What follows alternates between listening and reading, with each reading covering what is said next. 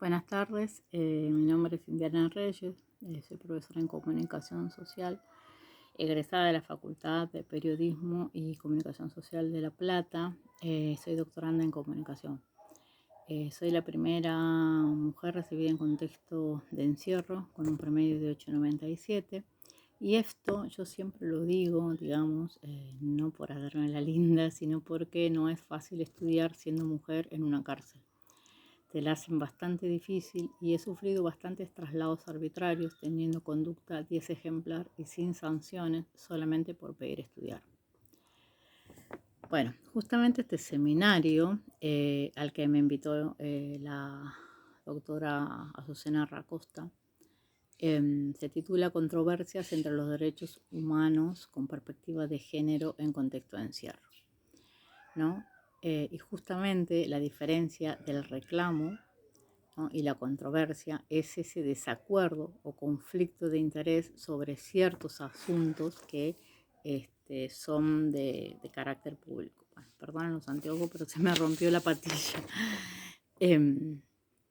Digamos como que el conflicto es el choque o colisión de intereses. La controversia, ¿no?, estamos hablando según la definición, es la contingencia procedimental consistente en la probabilidad de que aquel sea discutido, ¿no? Cuando la controversia, digamos, se relaciona con problemas constitucionales, esto se va a resolver con la sentencia de la Corte Suprema, ¿no?, sobre el organismo que actuó indebidamente o fuera de sus facultades, asignándole las competencias al poder, digamos, indicado. Bueno, ahora bien, ¿cómo se aplican los derechos humanos con perspectiva de género en el contexto de encierro, ¿no? Digamos que todo el tiempo que yo estuve detenida sentí que eso solo era un sello, ¿no?, o una formalidad. Digamos, en mi caso, como en el caso de muchas mujeres detenidas, mujeres de la clase obrera, en su mayoría, porque el 80% de la población carcelaria pertenece a sectores proletarios, que ni siquiera, o sea, nos juzgaron desde una perspectiva de género, ¿no? Yo conocí 5 cárceles dependientes del servicio penitenciario bonaerense, solamente por pedir que se cumpla con mi derecho al estudio. Después, por ejemplo, en la Constitución dicen que las cárceles deben ser limpias, ¿no?, que deben ser para digamos, la reinserción social. Eso dice la Constitución. Pero bueno, en varias unidades el hacinamiento, la falta de higiene provocan enfermedades, la mala alimentación, la humedad, el frío. A mí, en contexto de encierro, me mordió una rata, me contagié de tuberculosis, convulsioné porque me dieron mal la medicación. Conocí, digamos, que el dolor más profundo de creer que iba a morir allí, alejada de mi familia, de mis hijos, de mi hija, aislada en un área de separación.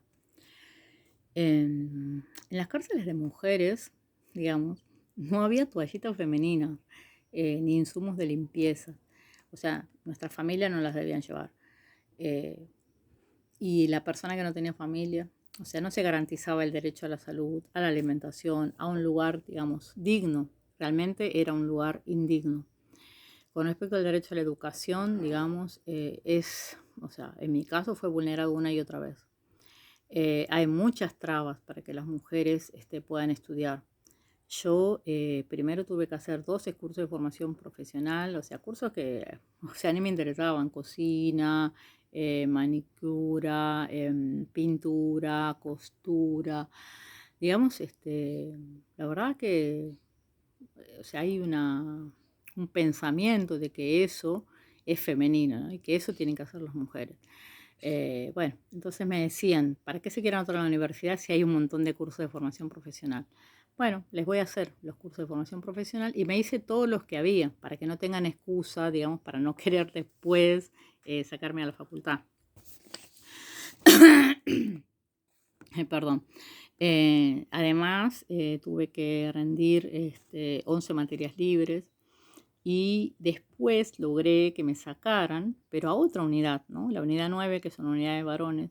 Y yo no quería ir a otra unidad a estudiar, yo quería ir a la calle. Y bueno, me decían, vos querés todos los beneficios. Y bueno, o sea, la educación no es un beneficio, es un derecho. Y yo solamente estaba privada de mi libertad ambulatoria, de nada más. Bueno, eso me ocasionó traslados, ¿no?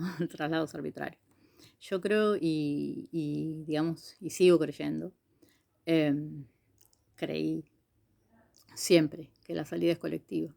Así que nos juntábamos, o sea, varias, y podíamos hacer cosas, ¿no?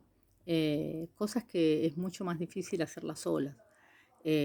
Así pudimos formar un centro de estudiantes, digamos, que es el primer centro de estudiantes que se formó en la unidad 8 de universitarias, de estudiantes universitarias, porque lo que quería hacer el servicio era, estos anteojos, era que sea multinivel, ¿no? Entonces participaban las estudiantes de la primaria y la secundaria de la universidad, pero con la excusa de que al que era multinivel el servicio se metía. Al ser universitario, el centro, el servicio ya no tenía acceso, ¿no? Y les molestaba terriblemente. Pero bueno, lo pudimos lograr, y después que yo me fui, mis compañeras pudieron lograr el primer pabellón universitario, digamos, de la provincia de Buenos Aires. Yo en cada cárcel que estuve, siempre pensé en algo colectivo, ¿no? Porque creo que la salida es colectiva, como ya les había dicho antes. Armé una biblioteca, digamos, armamos una biblioteca en la unidad 40, armamos talleres de alfabetización para varones y mujeres también en la unidad 40. Armamos una revista que se llama Volver para contarla, que es con la que estoy armando la tesis yo, y cómo ¿no? O sea, cómo la educación y el arte nos sanan y nos salvan de ese lugar terrible que es un no lugar. También hicimos murales colectivos, ¿no? Digamos que siempre pensé eso. Y bueno, y lo más grosso que pudimos armar es el centro de estudiantes universitarios. Porque bueno, yo siempre les decía que es mejor pelear juntas y basándonos en derechos que nos asistan a que pelear con una faca, por ejemplo, ¿no? Bueno.